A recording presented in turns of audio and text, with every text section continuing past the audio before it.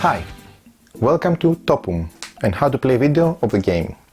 We are in 1916, where the war of men keeps destroying Europe, and there are only a few still fertile soils, territories left in the lands, and they're disputed by, guess what? Moles.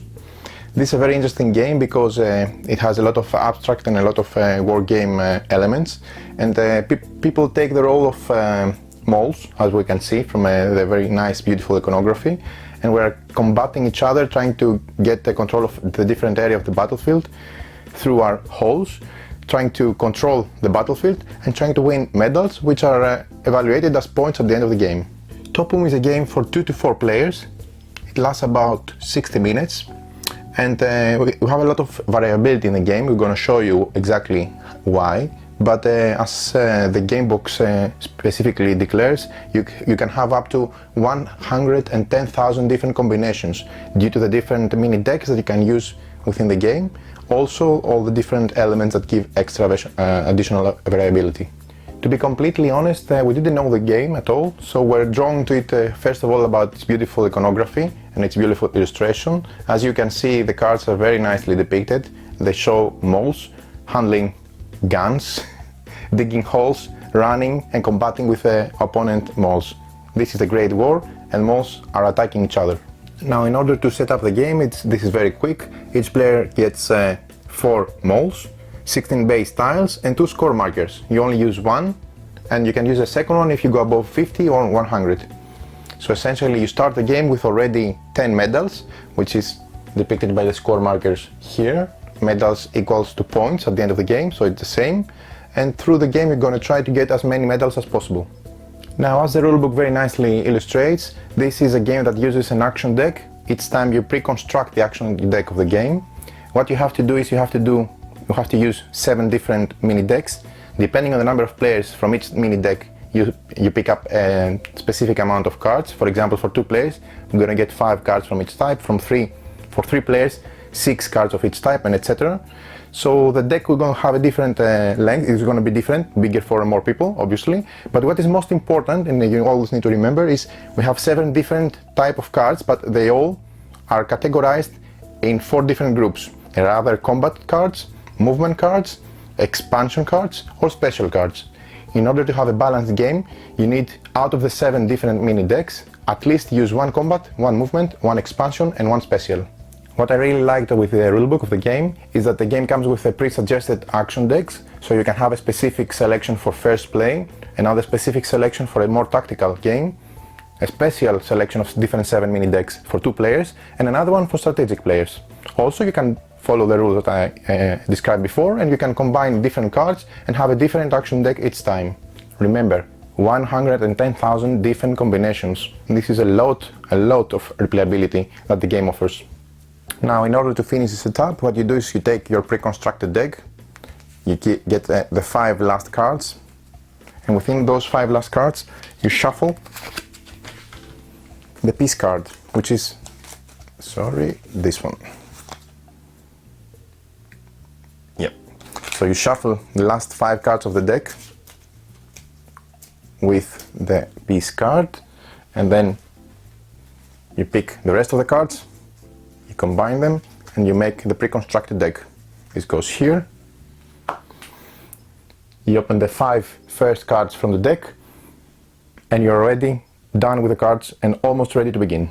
Just a small mini setup and we're ready to go. What we do is, as you can see here, the personal tiles of the players have their color from one side with the mole holes and the neutral territory landscape from the other side.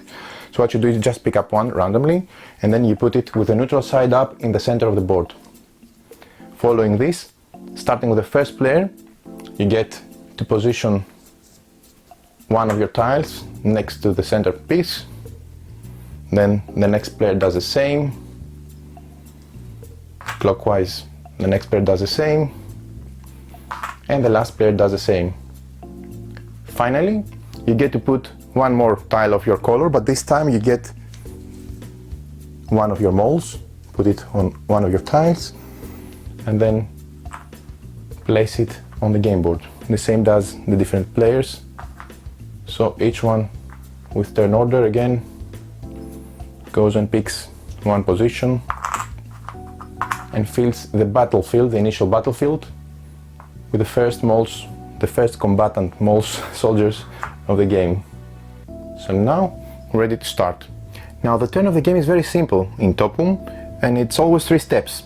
Starting with the initial player, each one performs the 3 steps in the same order. First, you perform either enter into combat or move moles. We're going to explain further down what each of this means. Second, you score lines of sight. Third, you replenish your hand and the line of operations, which is a common pool for their common cards at the bottom of the board. So let's see how the first one goes, the perform an action. Remember, we can either enter into combat or move moles. Say we enter into combat. What we do is the active player gets to pick up one of his own tiles. He places it adjacent to the battlefield with one of his moles. This is how he enters the battle, and then he has to play a card. Remember that each player starts the game with 2 cards. This is a private hand, the secret hand of each player, plus you have the additional open supply with the row of cards at the bottom of the game board. So you can either play a card from your hand or from your open supply. The thing is that if you play a card from your hand, it's free, but if you play one of those cards because it's something you really want to do, you have to pay for this one 3, 2 or 1 medals from there, or for this one 0, you don't pay anything, and if you play this card you just gain an additional medal. So say the yellow player just entering the battlefield wants to play this one. This is a mortar attack. Let's see closely the card. Very nice iconography, very simple and explanatory, self-explanatory. So what I do is I pay 3 medals because I select this card. It's from the open offer. I go from 10 to 7. I keep this card in front of me because I always get points depending on the different sets of the cards that I collect at the end of the game. I'm going to explain also this at the end of the video. And then I apply the effect of the card. The effect of the card is a parabolic shot going over whatever is here. So this guy fires there and destroys the tile and any mole that's on here. So he destroys this one. This goes back to the player's supply. This is the end of the second step of the first step of the player. Then what he does is he scores a line of sight. You score a line of sight for a complete line of sight between 2 of your moles. In this case, this is a bad example because you don't have a straight line, but say this one was here. So we have a straight line of moles. So what we score is the number of tiles, all of them, 1, 2, 3, 4, 5, plus double the scores of your own color. 1, 2, 3, 4, 5, 6, 7, 8. So yellow player, we're going to get 8 points. 2, 3, 4, 5, 6, 8, 15. Now remember, you score all lines of sight, so you can also score different lines of sight if you have more moles in the game during the game session, but you can never score the same line of sight again. So unless something changes. So if I don't move those guys here and this line does not change, even the pattern between, I cannot score it on the subsequent turn. I need to change something, either my moles configuration or the in-between line of sight, so I can rescore it. Otherwise, I don't score it again. After scoring lines of sight, you go to replenish your cards in your hand and in the line of operations. So if I play the card from my hand, I replenish to get 2. I always have 2 at the end of my round. If I got it from, if I played cards also from the line of operations, I just open the next one and we open display. For example, if I have used this one from the middle, what I do is I push those down and the new comes at the most expensive rate. I have to pay 3 medals to play it. If I haven't played any of the cards, then this one goes, the last one goes out of the line and those shuffle, so you get to move the line of cards 1 spot to the right. So let's go back to step 1 and imagine that we didn't select to enter into combat, but we go for the second option, which is to move moles. Players can move all or some of their moles already on the battlefield at the beginning of their turns. The player chooses one of or more than one of his moles and moves them to an adjacent square, no matter if it is a barrack or a neutral terrain. Let's see some examples. If the square is occupied by another player's mole, both moles are eliminated and returned to their respective reserve. Say the blue one moves here, he finds a yellow, both are removed and they go to the blue and yellow player's reserve. If the square is free, meaning there is no mole on it, the player must choose one of the 2 options, either to play a card from their hand or from the line of operations, as we've shown before, over the active mole always, this is always over the active mole, or to change the tile under the active mole. So say it's a yellow's player turn, he moves, he can either play a card from his hand or from the line of operations, or to select to change the tile under his active mole.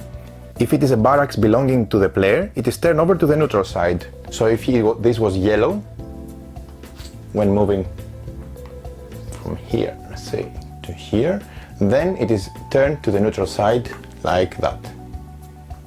But if it belongs to another player, when moving onto the free, if it belongs to another player, or even if it is neutral, then you replace the one you just moved with one from your own reserve, so you make it yellow. Then again, you could score line of sight, because this is always the second step. In this case, the line of sight would be 1, 2, 3, 4, 5, 6, 7 points for the yellow player. Keep in mind that if during the game it so happens that the battlefield is split into two, what happens is a smaller part is removed, because we can only have one battlefield at any given time during the game. When a player's hand or the line of operation has been replenished and the peace card is drawn, something like that, then the game end is activated. From that moment on, they will replenish just the line of operations and not their hands, the players, so the round is played as usual until the player at the right of the initial one ends his or her turn. This way everybody takes the same number of turns. Cards at players' hands are returned to the box, then it's time to score the cards used for each player, what he has already played and collected in front of him, from the cards that he played, that is. So you get to score the categories. Players count how many cards from each category they have used. These categories are combat, movement, expansion and special. The player with the most cards in each category wins 3 additional medals. If we have a tie, then we get 2 medals. And then we score sets. Each player scores 2 additional medals for each of the 4 cards of different categories that he has. He makes different sets essentially. We add all the points that we have from the sets to the points that we have collected during the game, and the player with the most medals, points, is the winner. So this is a very simple game, but why am I excited? The reason that I am excited about this game is about the variability that the game offers. And this variability comes essentially through the whole different variations, combinations of cards, and the different actions that the card help the players to use within the game and the battlefield. Let's see some examples so that you get a flavor of the actions. These are the combat cards that you see in front of you from the rulebook, and let's briefly go and see what they do. The bayonet. You move your active mole to an adjacent square necessarily occupied by a rival mole, which is eliminated. The sword range. The sword range, a rival mole adjacent to the active mole, is eliminated. The long range. The long range, a rival mole placed 2 or 3 squares in a straight line away from your active mole is eliminated. There cannot be obstacles or other moles in between. The grenade, an adjacent square or any mole and any mole or element that is on the adjacent square is eliminated. You just throw a grenade. The mortar attack, a square that is 2 spaces in a straight line is eliminated. It is a parabolic attack, so you can ignore what is in between. The slingshot, a rival mole at 2 spaces in a straight line is eliminated. Again, it's a parabolic attack, so it ignores if there are or not tiles, moles or any obstacles in between. The next group of cards that we have is the movement cards. Let's quickly go and see what they do. The advance, move your active mole to an adjacent square. Essentially you just move next to your previous square. The underground maneuver, move your active mole to a tile 2 spaces away in a straight line, then you ignore if there is or not tiles, moles or any obstacles in between. The motorbike patrol is very funny because basically you just go on a motorbike and you just roll. You move your active mole 2 squares away in a straight line. If there is a rival mole in the first square, then you squeeze him, you run him over. The panic attack, choose a direction from the active mole, move every mole, allies and enemies along that direction, 1 space away from the active mole. They just go away from him, they're scared of him. The tunnel, transport your active mole from one of your barracks to another one. This is another of your own color, that means, anywhere in the battlefield. So you just go in your hole and out from another different hole. The decoy, swap active mole's position with a rival mole's position anywhere in adjacent barracks. The third group of expansion cards is another big category of groups of cards. So essentially you have the build barracks. You deploy one of your barracks in any empty space adjacent to the battlefield. The abandoned barracks, you deploy one of your barracks in an empty space adjacent to the active mall, then you move the mall to the new barracks. Then you have the conquest, you exchange an unoccupied rival barracks or an unoccupied neutral terrain adjacent to the active mall by one of your own. We have of course the betrayal, you eliminate one rival mall adjacent to the active mall and replace it with another one from your own reserve. And finally the new soldier, you deploy a mall from your reserve in a square 2 spaces in a straight line away from your own active mall. You ignore everything in the first space, and if you place it on a square where there's another mall, then you just eliminate both. Last group of cards is the special cards. You get the special cards like the Prisoner of War, where you capture a rival mall adjacent to the active one and you place it in your reserve. Each owner can give you 3 of his metal to release him. This is a very interesting card because you get to capture prisoners, and if they want them back they need to pay. Then you get the Medal of Honor. You select one of your own malls, not the active one. You remove it back to your own reserve. It is like a sacrifice and you get 3 medals. Then you get the press support. When you get this card, you just get to win 1 additional point / metal. This is the same essentially at the end of your turn or any other player's turn. So you just keep piling on new medals. This is a good card. You need to be careful if a player grasps too many of those. Then we have the Red Cross.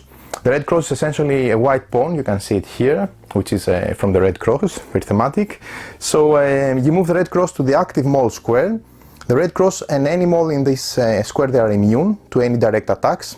If a player, that means to kill them all, if a player attacks the area beneath the Red Cross and kills it, then he needs to pay 5 medals as a penalty. Finally, we get the farmers coming. The game says that the farmers are like super gods in this game because we are moles, we are very little, tiny moles that we are in a garden essentially. So the farmers are like big creatures that they come and mess with all our battlefield and all our plants, and they pollute the air and they throw rocks, giant rocks, etc. You can get the feeling. So if this type of card is in the deck, the battlefield will be influenced by the type of the different farmer. Let me quickly just show you a few of the farmers, so you get an idea. So what they do is they have different abilities, very nice iconography, and they change substantially the battlefield and its properties. Very nicely done. And that completes the different available cards in the game. Wow, this is a huge replayability. Wait, there is more. What you get is you get these obstacles here. So depending on the type of obstacle, you get different properties. Each time players decide to use the obstacles, one after the other, they select one and they place it in those areas here during the beginning of the game setup.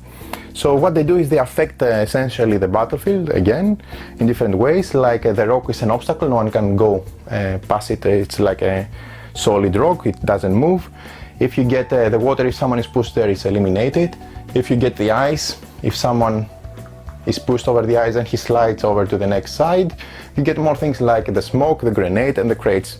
Very nice additional replayability to the already huge replayability of the game through the cards. What? You want more replayability? Are you crazy? Yes, there is more replayability because you get Topoum Bra-ta-ta-ta-ta, which is the sound of a machine gun essentially, the machine gun of a mall. What you get is, this is an expansion. You don't get a mini expansion, you don't get it in the basic game, but still if you're crazy and you want even more replayability, you get the rules and lots of different cards to add additional, essentially again from the same categories, combat, movement, special and the construct, and then you get to do a lot of different stuff through the different cards. This is a ton of replayability on top of the huge replayability the game already offers. So this is essentially Topoum. What I think about the game? I absolutely loved it, and the reason for this is very simple. It's a fast game. It gets you to feel that you're a mall combating in a war game style with huge abstract influences and a lot of abstract feeling. So through the different cards, which are very funny, but also if you look beyond the funny illustration that is very well done indeed, you can see a lot of tactics, a lot of different maneuverability. You can move your moles, attack each other player, control areas, essentially position yourself better than the opponent to make sure that you score lots and lots of points each time, so you get to push your run for acquiring a lot of medals. I really like the game for its replayability and for its a nice production as well, but most of it's a good package, meaning that it plays well, not a lot of time. You get a lot of cards, a lot of different things to do, a lot of strategy involved, a lot of tactics, and you just really can't go wrong with this game. I think it was really nice. This is a keeper for me. So let's move the battlefield to the garden. See you at the garden.